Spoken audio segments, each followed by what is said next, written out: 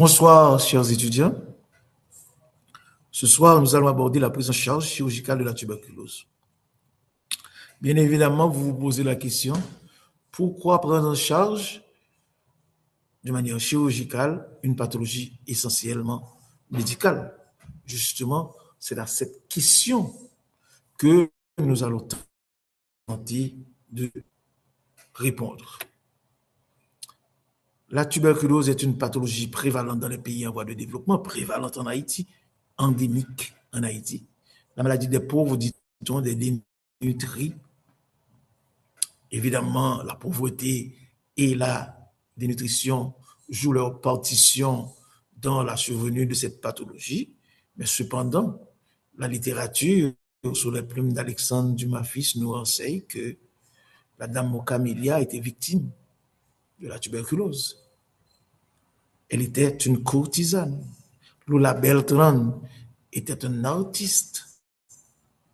Évidemment, Luman Casimir, l'une des plus belles voix haïtiennes, est morte dans la précarité. Alors, à vous de tirer les conclusions. C'est une maladie essentiellement médicale. Cependant, la chirurgie a toujours été la seule arme contre cette pathologie. Alors, la découverte des antibiotiques, des anti-TB, ont permis à la chirurgie de se retirer, de se cantonner par la suite au traitement des séquelles et de leurs complications. Cependant, la résurrection dans les années 1980, l'apparition des formes particulières ont constitué un nouveau défi pour la chirurgie de la tuberculose. Évidemment, c'est le cadre de l'exposé d'aujourd'hui. Nous allons poursuivre les objectifs suivants. Exposer les principes fondamentaux de cette prise en charge, sensibiliser nos professionnels sur les possibilités thérapeutiques offertes par la chirurgie thoracique, et le plan que voici sera adopté.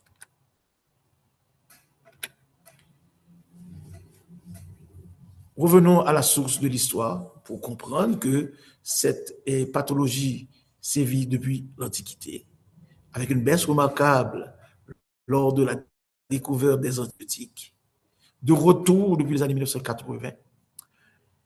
La chirurgie a toujours accompagné cette maladie au cours de l'histoire, au cours de notre histoire. Le premier drainage d'une caverne a été réalisé en 1664. Depuis lors,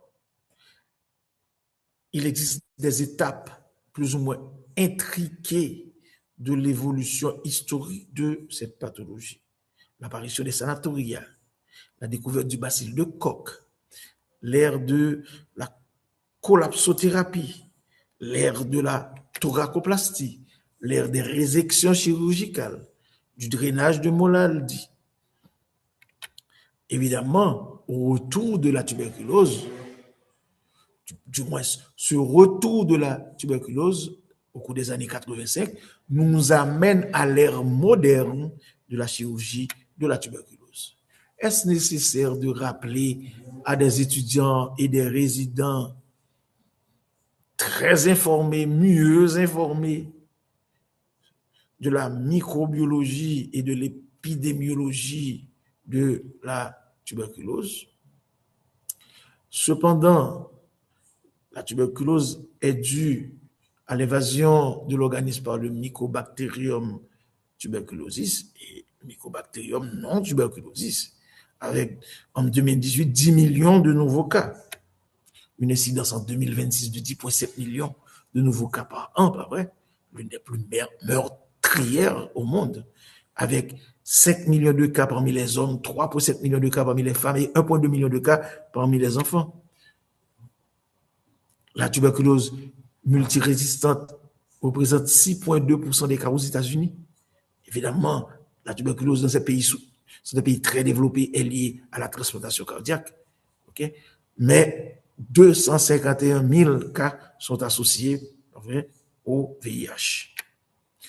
Heureusement, cette fois-ci, pour Haïti, nous avons pu recueillir des données statistiques, un taux de mortalité globale de 9,2 pour 100 000 cas. À l'hôpital Sainte-Thérèse, où j'ai eu la chance de travailler pendant plusieurs années. En 2023, on a enregistré 248 cas, 4 cas de tuberculose multirésistant, 3 thoracotomies, 6 drainages thoraciques ont été réalisés. Le traitement médical se passe de présentation, reste avec 90% de négativité. Cependant, il existe des traitements à base de quinolone, de nouvelles molécules, pas vrai, comme la bédaquiline.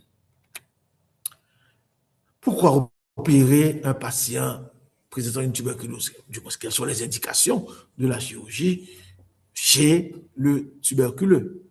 Alors, les lésions parenchymateuses, les épanchements, les empyèmes, une tuméfaction, une collection de la paroi thoracique, des anénopathies médiastinales, les lésions cicatricielles, les cavernes résiduelles surinfectées, la destruction pulmonaire, les bronchiectasies, la fistule bronchopleurale, les lésions de tuberculose multirésistante, des hémoptysies graves font l'objet d'une prise en charge chirurgicale.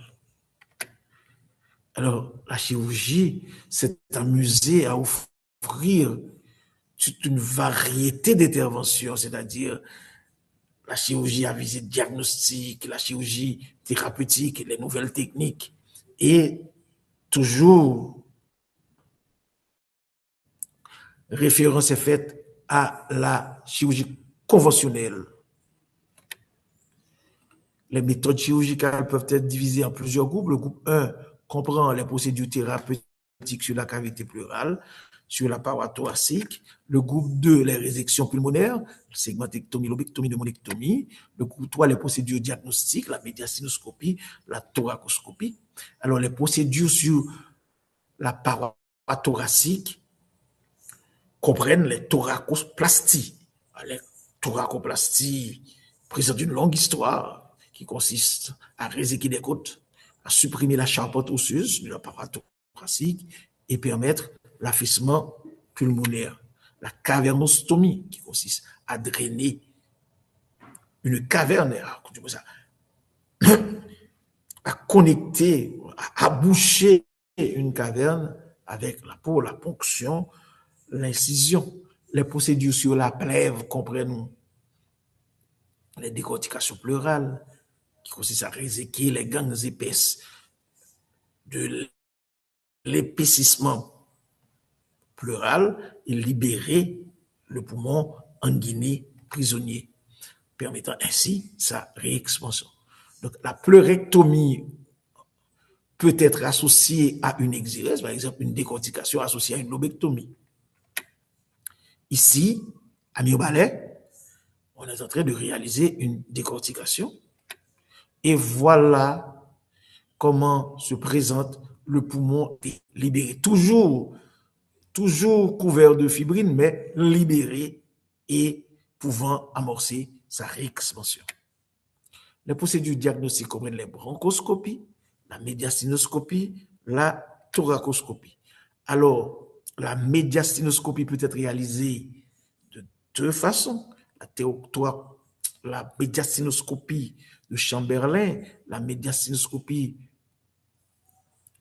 je dirais, cervicale, qui permet de visualiser, d'explorer les différentes stations ganglionnaires, de réaliser une biopsie ganglionnaire à visée diagnostique, évidemment, de fournir un traitement, pas vrai, dans certains cas que nous allons contempler ensemble. Évidemment, cette médiastinoscopie a tendance à être supplantée par l'endoscopie, par l'échographie endobronchique ou endo-œsophagienne, qui permettent aussi, et avec beaucoup plus de largesse, d'évaluer les stations ganglionnaires. Et si votre serviteur est en train de réaliser une thoracoscopie, alors quels sont les principes de cette thoracoscopie? Consiste à introduire des trocars et une caméra et de visualiser sur un écran les structures que l'on envisage, sur lesquelles on envisage d'opérer. Les exérèses pulmonaires comprennent les lobectomies, les pneumonectomies, les segmentectomies et les exérèses atypiques. Ici, schématiquement, nous pouvons contempler une segmentectomie, une résection en coin, c'est-à-dire non anatomique, une lobectomie supérieure droite. On peut réaliser une lobectomie moyenne droite, une lobectomie inférieure droite. On peut réaliser une lobectomie supérieure gauche, une lobectomie inférieure gauche, 2 lobes à gauche et 3 lobes à droite. On peut réaliser une pneumonectomie gauche ou une pneumonectomie droite. Voici le patient positionné pour une thoracotomie postéro-latérale, schéma déjà visualisé lors du cours sur les incisions thoraciques. Alors ici, une thoracotomie postéro-latérale afin de pouvoir réaliser des exérèses pulmonaires. La thoracoscopie peut nous permettre aussi de réaliser des exérèses et la robochirurgie peut être aussi utilisée avec beaucoup plus de précision pour la réalisation de ces interventions. Alors, les approches peuvent être globales, mais aussi spécifiques. Alors, regardons la spécificité de certaines lésions et la spécificité de la chirurgie appropriée. Nous pouvons considérer les lésions parenchymateuses, la tuberculose ganglionnaire, la tuberculose pleurale, les séquelles de la tuberculose pariétale, la tuberculose pseudotumorale, la tuberculose multirésistante. Alors regardons les lésions parenchymateuses. Un traitement médical est d'abord institué et dans les cas d'ébranchement, un drainage est réalisé et ensuite, dans des cas beaucoup plus compliqués, des exérèses pulmonaires et on peut même combiner la chirurgie d'exérèse à la chirurgie de décortication. Regardons la tuberculose ganglionnaire. Une fibroscopie, une bronchoscopie est réalisée, une médiastinoscopie est réalisée, un ébus est réalisé, et une ponction à l'aiguille fine peut être réalisée pour établir le diagnostic et cette biopsie peut être réalisée aussi sous thoracoscopie. Alors, la chirurgie curative, dans ce cas, a rapport avec la progression des adénopathies malgré le traitement, pas vrai? La nécrose ganglionnaire avec risque de fistulisation, évidemment la médiastinite fibrosante ou, en dernier lieu, le syndrome de la veine cave supérieure, pas vrai? Qui nécessite une intervention lourde, pas vrai? Puisque la veine cave ayant été prisonnier, ouais, obstrué, compressé dans une gangue fibreuse de médiastinite d'origine tuberculeuse ou d'origine autre, comme dans le cas des lymphomes, bah ouais, cette veine cave mérite d'être reperméabilisée. Et il existe des techniques de reperméabilisation de la veine cave supérieure. Alors, ici, pour vous montrer l'état d'un médiastin, pas vrai, dans lequel se trouvent en guénis les structures. La tuberculose pleurale. Dans le cas de la tuberculose pleurale, la chirurgie peut être envisagée. Alors, envisager devant une pleurésie sérofibrineuse, devant un empyème, alors devant tout épanchement, il va falloir réaliser des tests cutanés, la recherche de BK, le gène expert, le dosage de l'adénosine désaminase, le dosage de l'interféron gamma, la PCR, le diagnostic est établi par la ponction, la biopsie de la plèvre. Dans 50 à 90%, on obtient des résultats, ou la vidéothoracoscopie, où l'on obtient des résultats dans 99% des cas. Alors ici, les radiographies d'ébranchement. Le traitement antituberculeux doit être institué et l'épanchement doit être évacué. Alors, je vous demande de réaliser des recherches sur l'utilité des corticoïdes, une utilité jusqu'alors controversée. Prenons le cas d'un empyème. Un empyème peut être tuberculeux pur, peut être mixte, c'est-à-dire associé à d'autres germes. Alors, peut se présenter comme un pneumothorax tuberculeux, une rupture aiguë de la plèvre de foyer tuberculeux cortical entraîne évidemment cette présence de pus dans la cavité pleurale. Alors, il peut se produire aussi une fistulisation à travers une bronche communiquée avec la plèvre, par le fistule beaucoup pleural. Alors, devant les épanchements, on doit réaliser certains tests pour permettre de déterminer s'il s'agit d'un épanchement pleural simple, d'un épanchement pleural compliqué ou d'un empyème. Alors, devant toute présence de liquide trouble ou de pus à la ponction, il faut envisager un drainage sous eau. Quid de la décortication pleurale? C'est un traitement, je dirais, qui consiste à réséquer la plèvre. Évidemment, après contrôle de l'infection, stabilisation des lésions, pas vrai, 8 à 12 semaines de traitement, un drainage peut être éventuellement institué, pas vrai, et l'exérèse de la plèvre peut être aussi réalisée. Alors, on peut réaliser cette décortication par une thoracotomie ouverte,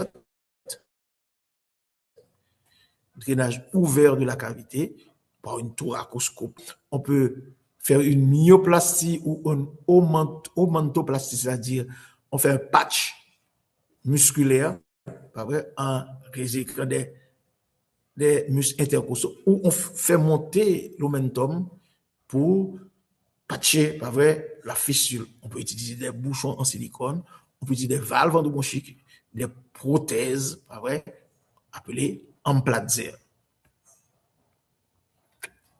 Alors, ce que nous faisons ici, nous autres, c'est une variante de la thoracoplastie qui consiste à réaliser soit un flap de Leusser, soit une fenêtre de Claquette, avec évidemment amis au balai et à H d'excellents résultats.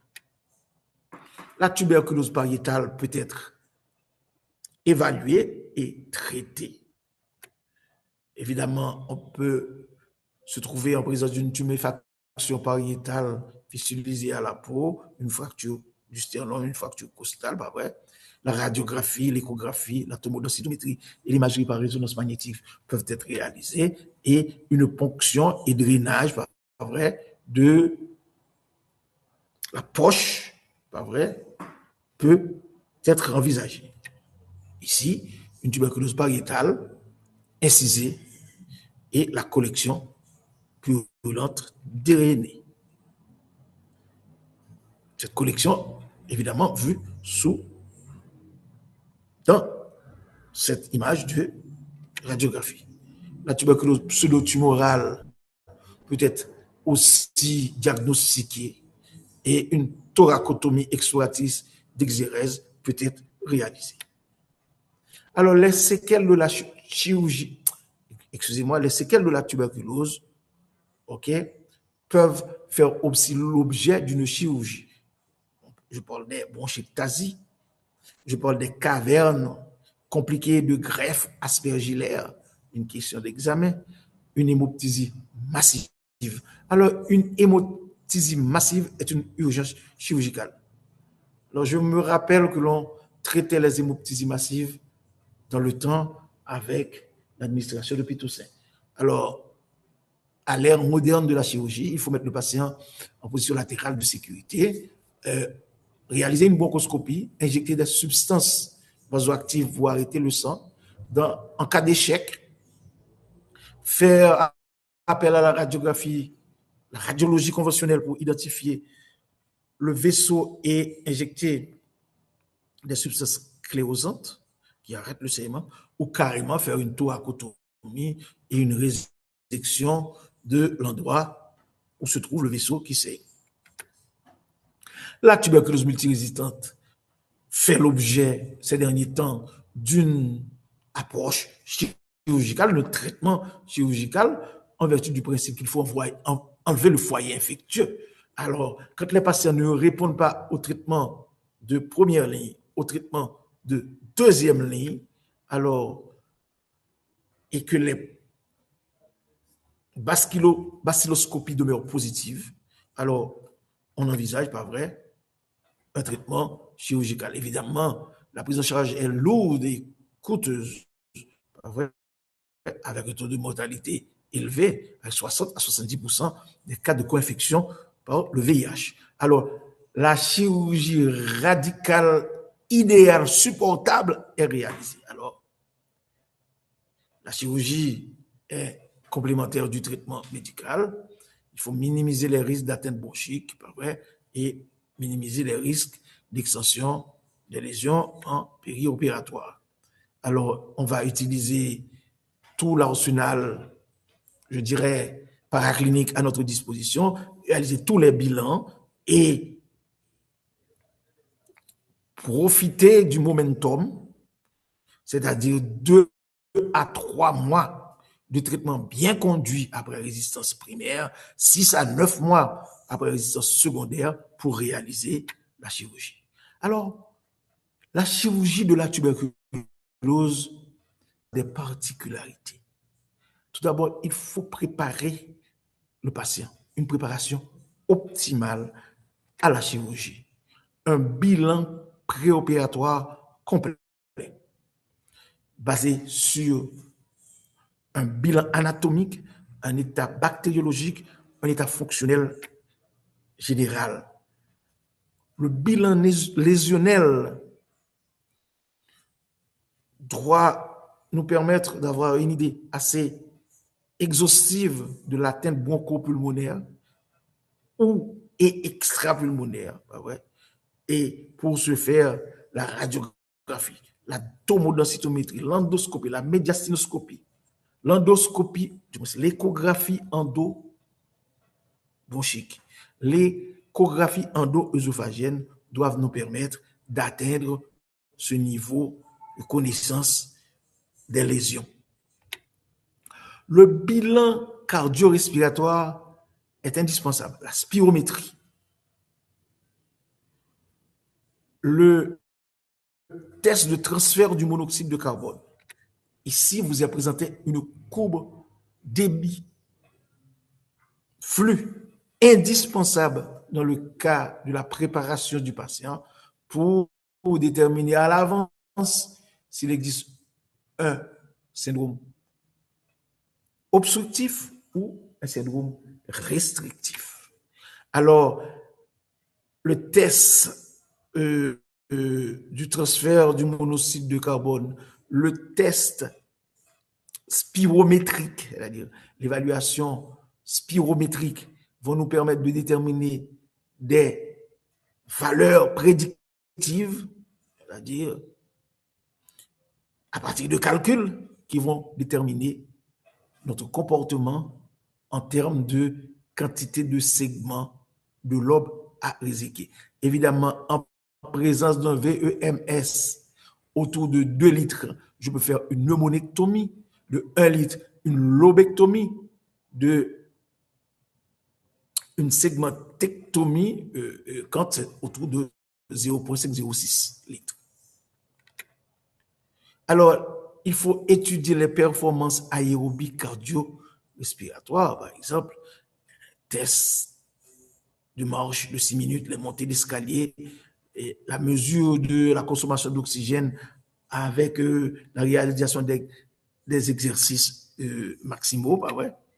Mesurer l'index de risque cardiaque prévisé, réaliser une échographie, une angiographie coronarienne pour déterminer, évidemment, des comorbidités. Alors, le bilan général et nutritionnel doit être réalisé, l'indice de masse corporelle déterminé, la circonférence brachiale mesurée et le Nutritional risk index doit être aussi mesuré. Et ici, vous avez une méthode vous permettant de réaliser ce calcul. Alors, il faut corriger l'état, amener le patient à l'intervention dans de meilleures conditions respiratoires et nutritionnelles. Ce qui rend la tâche compliquée. En Haïti, amener un patient dans des conditions respiratoires et nutritionnelles acceptables est une descente aux enfers. Le mot n'est pas trop fort. Vu nos problèmes, nos conditions socio-économiques et sanitaires. Alors, la prise en charge anesthésique est particulière. Il nous faut réaliser une anesthésie générale avec intubation sélective, c'est-à-dire un seul poumon sera intubé, puisqu'on doit opérer sur l'autre poumon. Évidemment, il faut être en mesure de calculer la pression artérielle sanglante à partir de l'artère radiale, mettre un cathéter veineux central, pas vrai, et maintenir, à partir de l'intubation sélective, une ventilation à faible volume courant, entre 4 et 6 millilitres par kilogramme, pas vrai, un niveau optimal de FiO2 entre 60 et 80, pas vrai, une pression positive en fin d'expiration, PIP, autour de 5. Alors, le patient ainsi préparé est acheminé au bloc opératoire pour l'intervention décidée. Et en fin d'intervention, il existe des patients qui ne pourront pas être extubés. Évidemment, dans mon expérience, la majorité des patients sont extubés sur la table opératoire. Alors, il faut leur administrer une analgésie post-opératoire suffisante pour empêcher le développement de la téléctasie. Il faut réhabiliter rapidement le patient post-opératoire et surtout prendre des précautions d'isolement du patient en per et post-opératoire et protéger le personnel et le matériel utilisé. Alors, les patients ne pouvant pas être extubés sur la cheminée en ICU où il existe des respirateurs, des machines, pas vrai, pouvant, à partir des paramètres bien précis, pouvant jouer le rôle de poumon, pas vrai, pour permettre aux patients de passer le cap de l'inflammation, de l'agression chirurgicale et pouvoir être sevré au fur et à mesure que s'améliorent les paramètres de la ventilation mécanique. En conclusion, chers amis, il existe certains courants qui pensent qui disent haut et fort que la chirurgie de la tuberculose pulmonaire est le phénix de la chirurgie thoracique. Très bien. Le phénix est un oiseau de la mythologie grecque qui peut renaître de ses cendres. Alors, la chirurgie de la tuberculose ne renaît pas de ses cendres, comme pensent d'autres chirurgiens. Elle n'a jamais été morte. Au contraire, aujourd'hui, la chirurgie de la tuberculose retrouve une nouvelle jeunesse, une nouvelle noblesse que les anciens chirurgiens thoraciques et les futurs chirurgiens thoraciques doivent enrichir et conserver. Sur ce, je vous remercie et je suis très disposé à répondre à vos questions. Je suis